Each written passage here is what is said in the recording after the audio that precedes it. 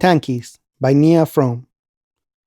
Tankies don't usually believe that Stalin or Mao did nothing wrong, although many do use that phrase for effect. This is the internet, remember?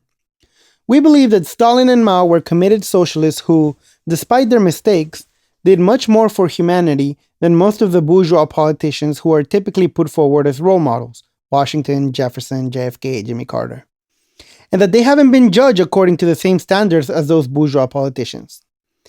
People call this whataboutism, but the claim Stalin was a monster is implicitly a comparative claim, meaning Stalin was qualitatively different from and worse than, for example, Churchill. And I think the opposite is the case. If people are going to make veiled comparisons, us Tankies have the right to answer with open ones. To defend someone from an unfair attack, you don't have to deify them. You just have to notice that they're being unfairly attacked. This is unquestionably the case for Stalin and Mao, who have been unjustly demonized more than any other heads of state in history.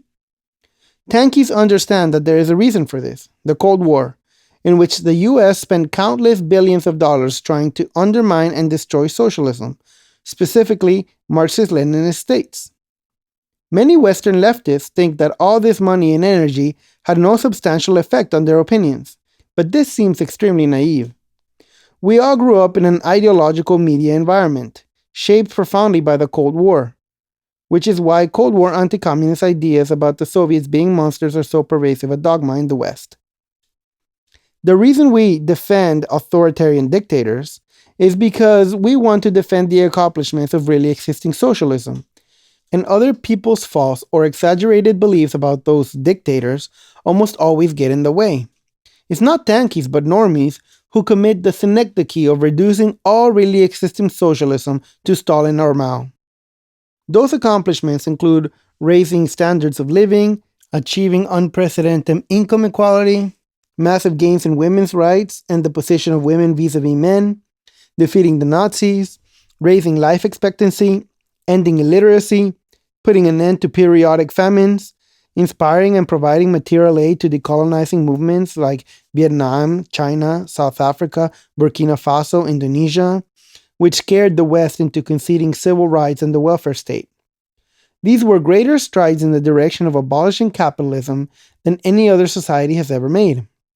These are the gains that are so important to insist on against the CIA Trotskyist ultra-left consensus that the Soviet Union was basically an evil empire and Stalin a deranged butcher.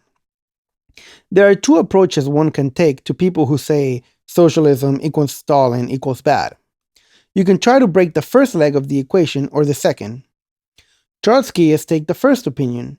They've had the blessing of the Academy, Foundation, and CIA money for their publishing outfits, and controlled the narrative in the West for the better part of the last century. But they haven't managed to make a successful revolution anywhere in all that time. Recently, socialism has been gaining in popularity, and so have Marxism-Leninism and support for Stalin and Mao. Thus, it is not the case that socialism can only gain ground in the West by throwing really existing socialism and socialist leaders under the bus. The thing is, delinking socialism from Stalin also means delinking it from the Soviet Union, disavowing everything that has been done in the name of socialism as Stalinist. The socialism that results from this procedure is defined as grassroots, bottom-up, democratic, non-bureaucratic, non-violent, non-hierarchical. In other words, perfect. So whenever real revolutionaries, say for example the Naxals in India, do things imperfectly, they are cast out of socialism and labeled Stalinists. This is clearly an example of respectability politics run amok. Tankies believe that this failure of solidarity, along with utopian ideas that the revolution can win without any kind of serious conflict or without party discipline, are more significant problems for the left than authoritarianism. See Engels for more on this last point. We believe that understanding the problems faced by Stalin and Mao helps us understand problems generic to socialism that any successful socialism will have to face sooner or later. This is much more instructive and useful than just painting nicer pictures of socialism while the world gets worse and worse. It's extremely unconvincing to say, sure, it was horrible last time, but next time it'll be different.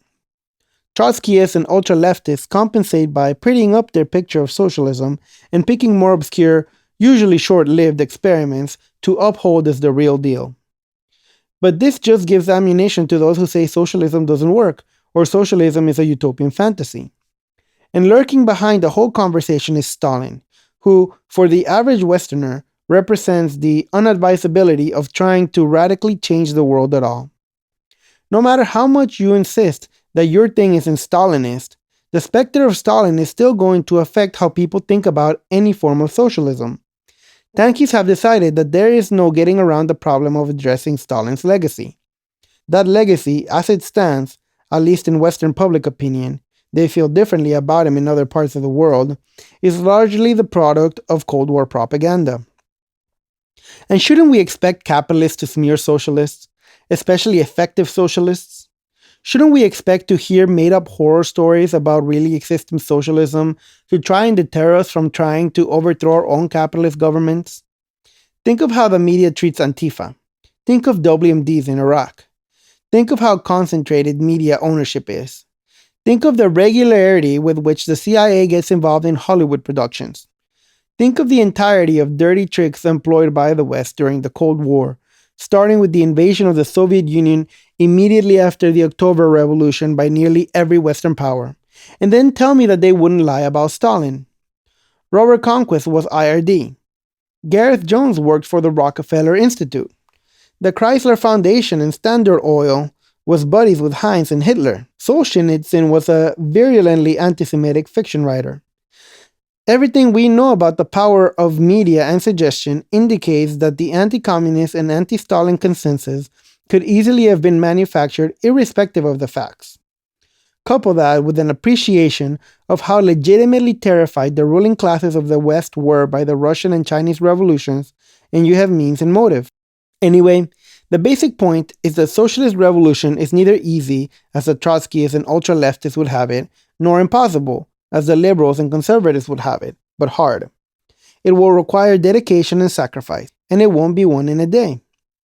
Tankies are those people who think the millions of communists who fought and died for socialism in the 20th century weren't evil, dupes, or wasting their time, but people to whom we owe a great deal and who can still teach us a lot.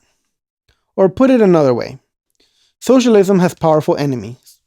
Those enemies don't care how you feel about Marx or Makhno or Deleuze or communism in the abstract. They care about your feelings towards FARC, the Naxals, Cuba, North Korea, etc. They care about your position with respect to states and contenders for statehood, and how likely you are to try and emulate them.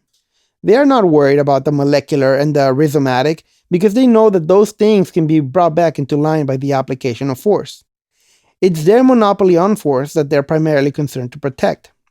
When you desert real socialism in favor of ideal socialism, the kind that never took up arms against anybody, you're doing them a favor.